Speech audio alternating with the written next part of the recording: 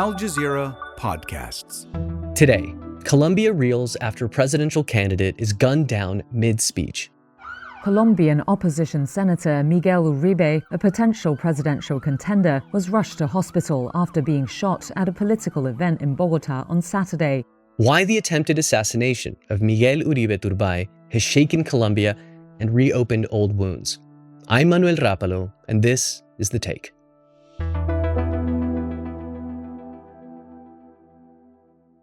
It happened in broad daylight at a park in Bogota on June 7th. Colombian senator and conservative presidential hopeful Miguel Uribe Turbay was speaking at a campaign rally, addressing a crowd of supporters. He was mid-sentence when the first shot rang out. Segundo, salud mental, el principal problema en Colombia. Someone had come up from behind and opened fire at close range. Uribe was hit in the head and chest. He collapsed, bleeding heavily, and was rushed to a nearby hospital. The shooter tried to escape, but was wrestled to the ground by bodyguards and bystanders. He was a teenager. Authorities said they arrested a minor under 15 years of age, saying he was carrying a 9mm Glock pistol-type firearm. Video of the shooting made the rounds on phones and newscasts, shocking Colombians and evoking painful memories of one of the darkest chapters of political violence in Colombia. The type of political violence used against political candidates is certainly something that we had not seen in 30 years in Colombia. I'm Juanita Goebertus Estrada. I'm the director of the Americas Division at Human Rights Watch. Juanita, welcome to The Take. Let's start with what we know, or what we don't know, actually. Who is behind this attempted assassination? What do we know at this point about the shooter and anyone else who investigators may believe to be linked to this attack? On Sunday, 7th June, almost 2 weeks ago, Miguel Uribe Turbay was shot in the middle of a political campaign act by an underage minor. He is 15 years old. Authorities are still investigating why did he do this. So far, he's told the authorities that he was offered 20 million pesos to kill Miguel Uribe Turbay. The country's Attorney General expressed the need to reflect on if and why a minor was caught up in a network of assassins. We have examined approximately 1,000 videos. It is very important work, and it gives us a lot of insight into this criminal event. He's been identified as a person who was in vulnerable conditions, registering different social programs, both in Bogota and at a national level, and had dropped out of those programs. And allegedly, it's the members of this drug network that offered him this amount of money for killing Miguel Uribe Turbay. Other 4 people are under investigation. There's linkages potentially to people in Ecuador, but nothing else is really certain yet. And for the investigation to be transparent and independent, it's very important to stay outside of speculation. Like you mentioned, the motivation is still unclear. Uribe Turbay is still in the hospital. He's in critical condition. He's had multiple surgeries at this point, but I'm hoping that you can help us understand who he is. Miguel is a very young senator. He's 39 years old. He was the most voted senator in the Senate today in Colombia. He was leading the list from Centro Democrático, this party in Colombia on the right of the political sphere. He actually started in politics in the city of Bogota as a member of the city council, originally much more closer to a liberal politics in Colombia, which are center-left. His family history is very important here because when he was 4 years old, his mother, Diana Turbay, a journalist and a TV presenter, was actually kidnapped by one of the main drug lords at the time, Pablo Escobar, and she ended up assassinated during a rescue attempt by the members of the Colombian forces. He's also the grandson of former President Turbay, who is very well known in Colombia for what was called the Statute of Security, which was a very strong against organized crime statute that allowed for the restriction of fundamental rights, supposedly in favor of security. His life was marked on the basis of those events, and he became, again, a very young politician, very well known, particularly within right-wing political sphere in Colombia. We should also make the distinction that while he is the grandson of Julio Cesar Turbay, who was president of Colombia from 1978 until 1982, he is not related to Álvaro Uribe, who was also former president of Colombia, even though he has the same last name. He is a young guy. And while we're on that subject of young age, I think one of the most shocking aspects of this story is that the alleged shooter here is a 15-year-old boy. This is part of a growing trend, evidently, in Colombia, which is armed groups recruiting minors. Why is this happening in the country? Colombia has seen more than 5 decades of armed conflict. In 2016, after the signature of the peace agreement between the Colombian government and the former FARC rebel group, Colombia really reached its lowest levels of violence in terms of homicides, in terms of kidnapping. However, after the 2016 agreement, there's been an increase of violence. 6 days into this crisis, refugees from the Catatumbo region keep lining up at this stadium in the city of Cúcuta, hoping to receive food, water, and clothing. Some are recent arrivals fleeing clashes between ELN rebels and FARC dissidents over control of drug trafficking routes near the Venezuela border. In comparison to last year's data, there's been an increase by 20% of homicides. There's been an increase of 35% in kidnappings. Displacements have quadrupled. And the reason for this is that after the signature of the 2016 peace agreement, the Colombian authorities were really incapable of actually getting to those areas that used to be controlled by former FARC combatants and actually stay in those places, provide security, access to justice, just basic social services from the state in those territories. The Petro administration, which was in favor of the implementation of the peace agreement, implemented a peace policy called the Total Peace Policy that has meant negotiating with more than 10 groups at the same time, implementing unverified ceasefires at the same time that have allowed these groups to strengthen their control and strengthen their unification throughout the country. And in that particular context, we saw between 2023 and 2024 an increase in the recruitment of children in the country. Like I said at the beginning, we really don't know exactly what's the motive or if there's a particular group behind this terrible attack against Miguel Turbay. But the fact that the shooter is an underage minor, I think raises the alarm that the deteriorating violent situation in Colombia and the growth of child recruitment are certainly a huge concern. The reality is that underage minors, even when they perpetrate a crime such as this one, are both victims and in some cases perpetrators. They're victims of being recruited by these groups, being forced to commit these crimes. They're living in completely abandoned contexts that in many cases really leave them very few options to survive.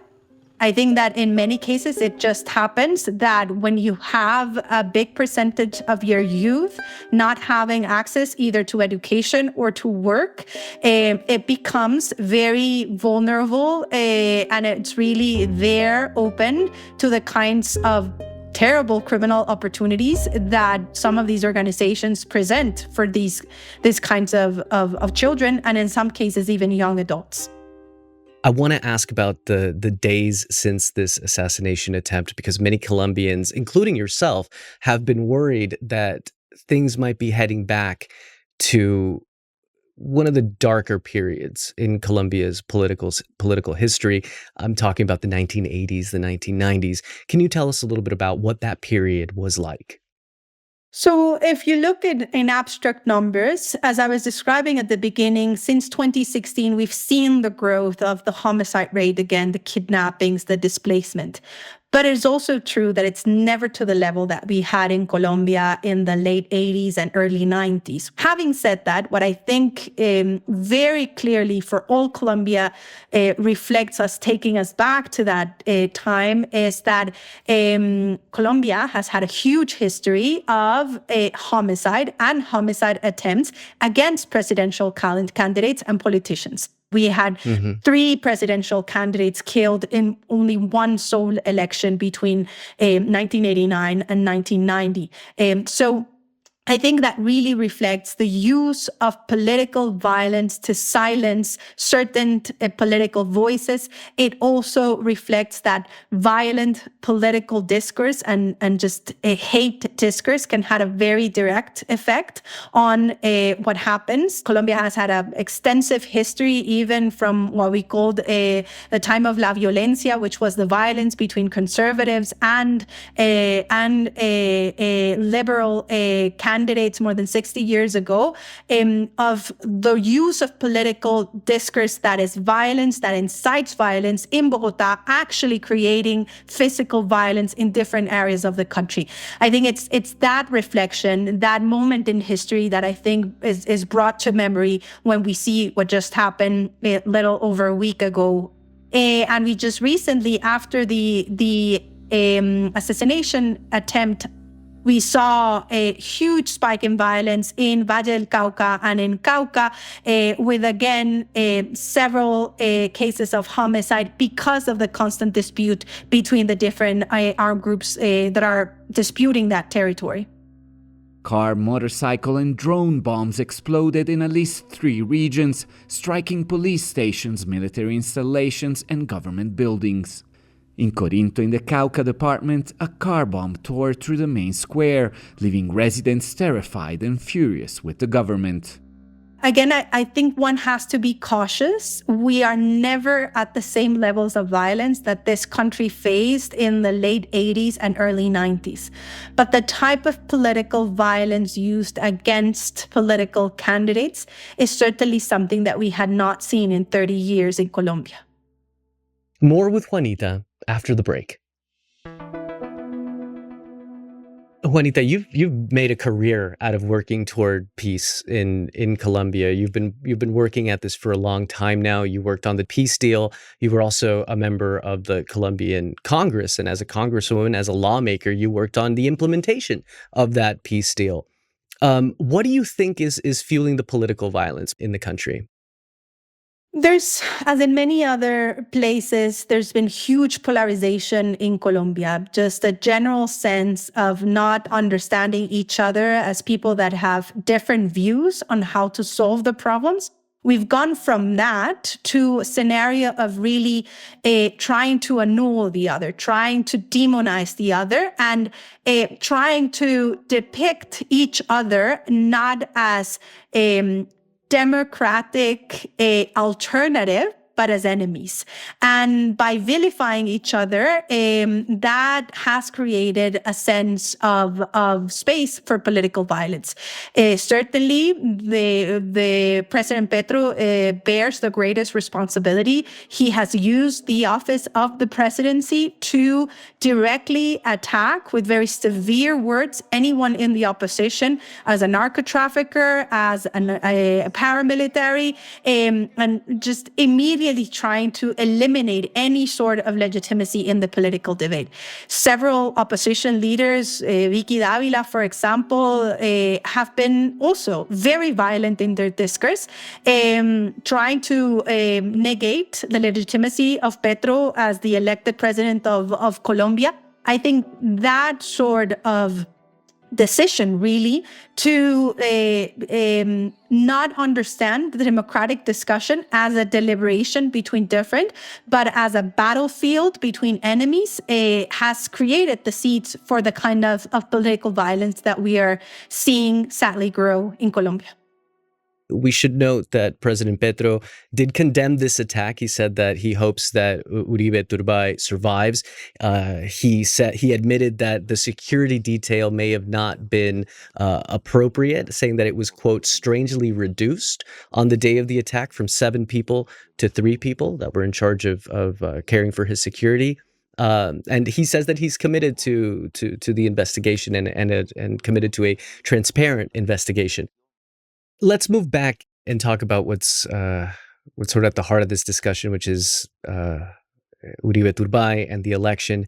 In a democratic society, anytime there's an election, there's an opportunity to do things a little bit differently if things aren't working.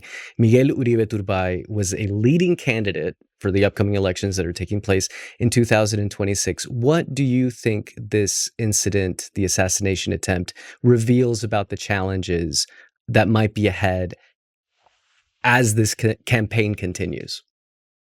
So Colombia will go into congressional elections on March 2026. It will head into the first round of the presidential election in May. We have a huge amount of candidates, pre-candidates, really from all of the sides of the political sphere. Candidates are saying that they're fearing for their life, for their security. They're asking the government to deploy additional security mechanisms to protect their lives and that of their teams.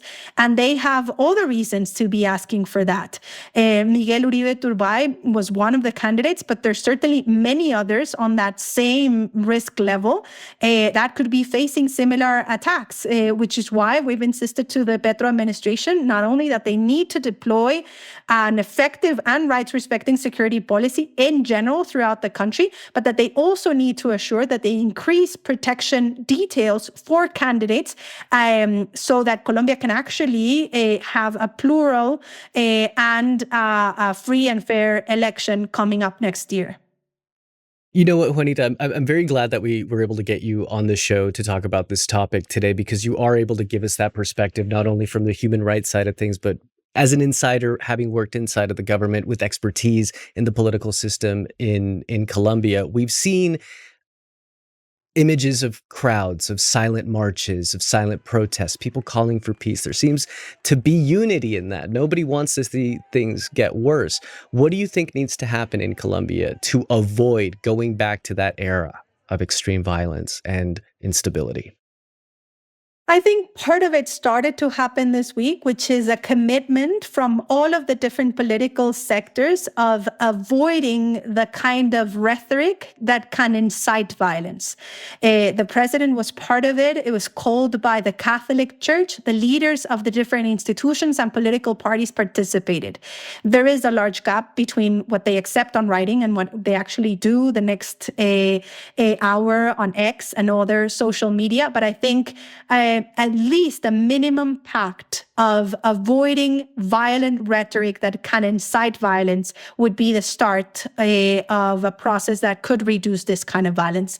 Second, and most important, Colombia, because of its history of violence linked to the armed conflict, cannot go through without an effective security policy in the territories that can actually counter the violence of organized crime and parties to the armed conflict that continue to exist in these places and that are gaining strength because of the total peace policy, which is why we've asked for the government to actually take this moment of crisis to go over the total peace policy and really make a balance and decide to assure that any ceasefire needs to be completely verified to assure the protection of civilians. So much of your job is focusing on the region at large, Latin America, but you're Colombian. This is your home. On a personal level, are you worried? Much of my energy at the time, really, I've been sending to Miguel himself, to his family, his friends.